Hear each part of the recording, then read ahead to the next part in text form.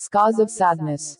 I believe it is a Buddhist proverb that says, when the student is ready, the teacher appears. I was in a bookstore in November 2004, looking for a book to read on a long flight to Las Vegas, and the newest book by Dr. Weiss jumped out at me as I passed it by. I began reading as soon as my flight departed and didn't stop until we touched down in Vegas 5 hours later. For some reason, this book resonated with me in a much different way than his others had. I suppose it was timing. I was ready to hear the messages and to begin to implement them in my life. As a licensed clinical social worker, I was excited and eager to learn more about how to utilize past life regression as a therapeutic tool with my clients. To my complete amazement, I read that Dr. Weiss would be speaking at the Miami Book Fair just a few days later, and that he would also be doing a book signing. I attended his lecture, and at the signing I told Dr. Weiss what an impression his book had on me and inquired about learning more. Dr. Weiss was so kind and took the time to talk with me, as he did with everyone who had waited in line, and encouraged me to attend his professional training in Austin, Texas, the following year. I did attend the week-long training and began utilizing the techniques shortly afterward. Although I had read several books on past life regression, attended numerous workshops and seminars, and gone to several practitioners, I had not experienced a vivid regression myself. I had feelings, and sometimes I would have olfactory experiences, but the images and sensations never fully developed. My first real past life experience happened during what I thought, at the time, to be a massage treatment for temporomandibular joint disorder (TMJ). My husband had been in a car accident and was referred to a massage therapist for treatment. After his first session, he called me and encouraged me to see the massage therapist, as she specialized in treatment for TMJ. I had suffered from this issue for many years and the symptoms were becoming increasingly worse with time, so I quickly made an appointment. About halfway through my massage, feeling completely safe and not having any expectations other than relaxation, I began to have visualizations that made absolutely no sense to me. I then realized that the massage therapist was no longer working on my jaw, but that she now had her hands hovering over my head. I would later learn that she was using a technique called somato-emotional release. "What are you seeing?" she asked me. Feeling embarrassed, I said, "Nothing." "Are you sure?" "Yes," I responded. Now intrigued with these visualizations and her inquiries, I said, "Why do you ask?" She said, "I'd like you to describe everything that you are seeing, no matter how silly it may be." Quite silly is exactly what I thought it was, but I took the risk and shared my visions with her. At first they came in bits and pieces, but then they developed into an experience that I felt I was reliving.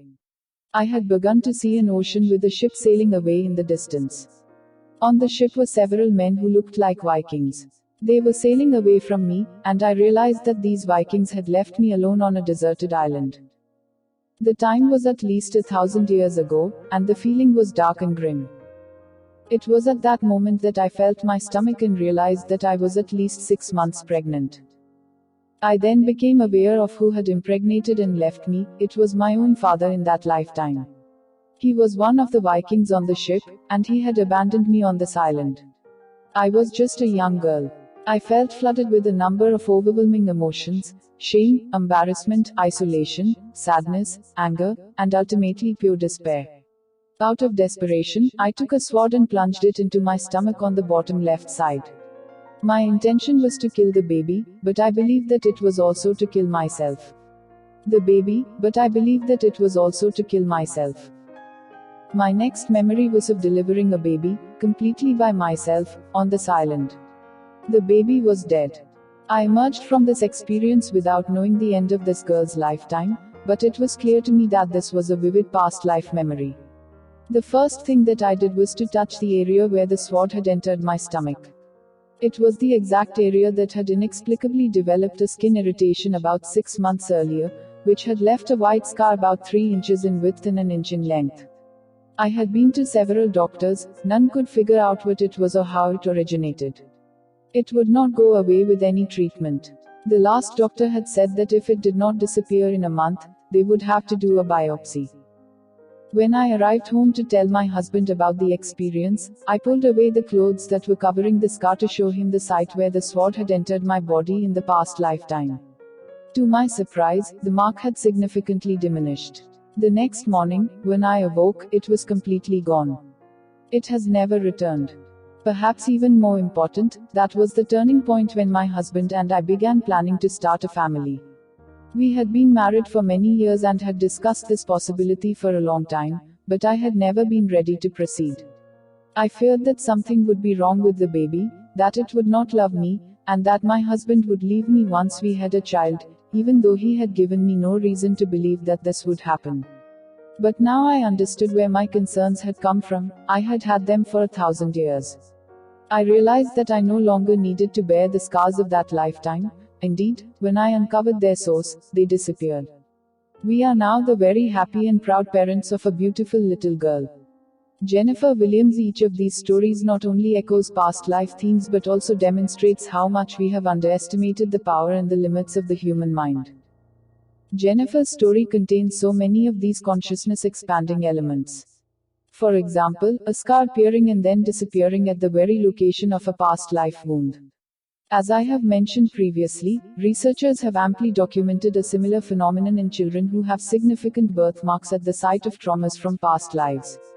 We do not need to continue to carry the fears and the symptoms that we have been shouldering for thousands of years. Discovering and understanding their root causes release us from these ancient burdens. They need not scar us forever. Karma is not punishment but rather the opportunity for growth. The Viking men in Jennifer's past life will have to repay her for leaving her to die on that deserted island. They will need to understand, at the deepest level, that killing is wrong and that life is to be nurtured, not taken. They will have future lifetimes in which this basic lesson is learned through their own experiences. And even if these experiences are difficult and painful, they are not retribution, they are simply the avenue for learning the lesson of nonviolence. Karmic connections continue over lifetimes as relationships are re-established, expanded, and fulfilled. Our loved ones travel with us throughout time. We learn our lessons together. Sometimes they teach us, sometimes we teach them. The earth is our school, and we are both classmates and teachers.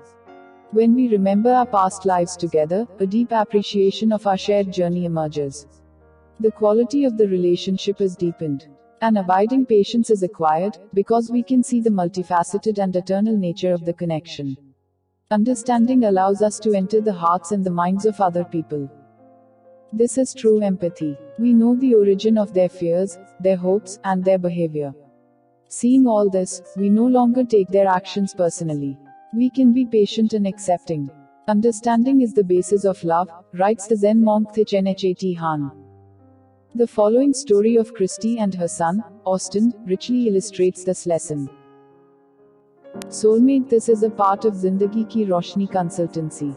It has been established for those who have lost someone and for those who are very sad in their life. About 100 PDF books and 20 short audio books of this topic will be sent to those who join it. This data will be sent to their email or WhatsApp. If you want to join this organization, then please send WhatsApp message to this number.